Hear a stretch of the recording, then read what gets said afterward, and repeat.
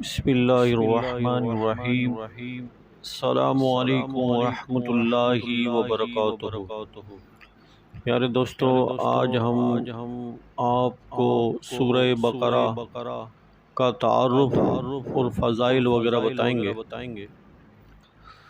سورہ بقرہ کا تعارف کچھ اس طرح ہے کہ مقام نزول جو ہے اس کا حضرت عبداللہ بن عباس رضی اللہ تعالی عنہما کے فرمان کے مطابق مدینہ منورہ میں سب سے پہلے یہی سورہ بقرہ نازل ہوئی۔ رکوع اور آیات کی تعداد جو ہے اس سورت میں 40 رکوع ہیں اور 286 آیتیں ہیں۔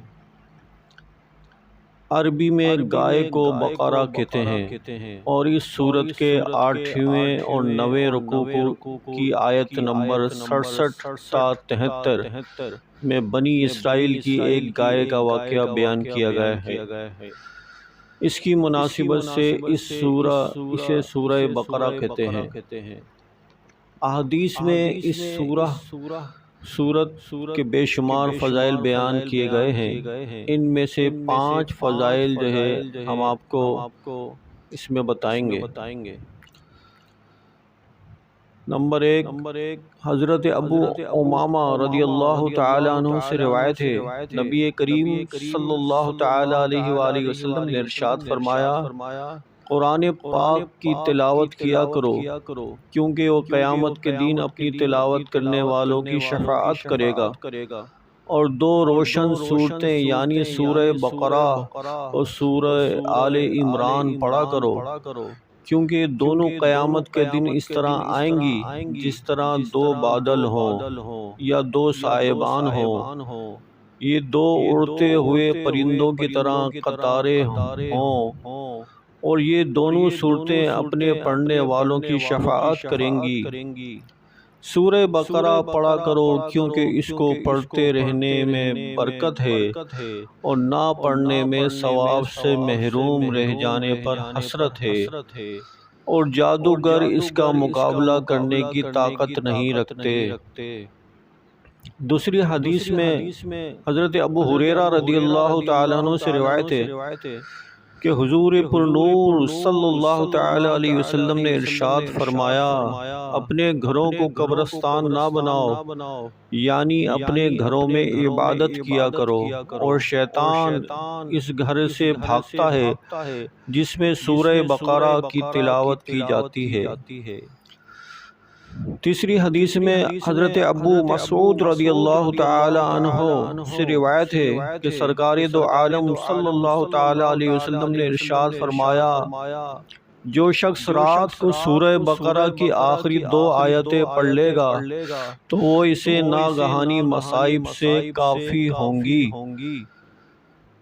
چوتھی حدیث میں حضرت ابو ہریرہ رضی اللہ تعالیٰ عنہ سے روایت ہے کہ حضور اقدس صلی اللہ تعالیٰ علیہ وسلم نے ارشاد فرمایا، ہر چیز کی ایک بلندی ہے اور قرآن کی بلندی سورہ بقرہ ہے۔ اس میں ایک آیت ہے جو قرآن کی تمام آیتوں کی سردار ہے، اور وہ آیت آیت الکرسی ہے۔ 5ویں حدیث مبارکہ میں حضرت سہیل بن سعدی رضی اللہ تعالی عنہ سے روایت ہے، حضور انور صلی اللہ تعالی علیہ وسلم نے ارشاد فرمایا، جس نے دن کے وقت اپنے گھر میں سورہ بقرہ کی تلاوت کی تو 3 دن تک شیطان اس کے گھر کے قریب نہیں آئے گا، اور جس نے رات کے وقت اپنے گھر میں سورہ بقرہ کی تلاوت کی تو 3 راتیں اس گھر میں شیطان داخل نہ ہوگا۔ سبحان اللہ۔ پیارے دوستوں، آپ نے سورہ بقرہ کا تعارف اور سورہ بقرہ کی فضیلت سنی۔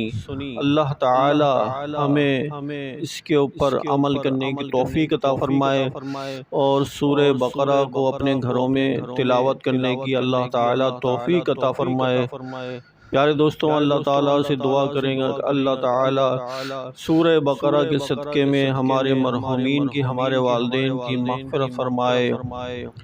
پیارے دوستوں، اگر ویڈیو اچھی لگی ہے تو دوستوں کو زیادہ زیادہ صدقہ جاریہ کے طور پر شیئر کریں کہ دوسرے دوست بھی اس کے فضائل اور تعارف سنیں گے تو وہ بھی جو ہے اس کے اوپر عمل کریں گے۔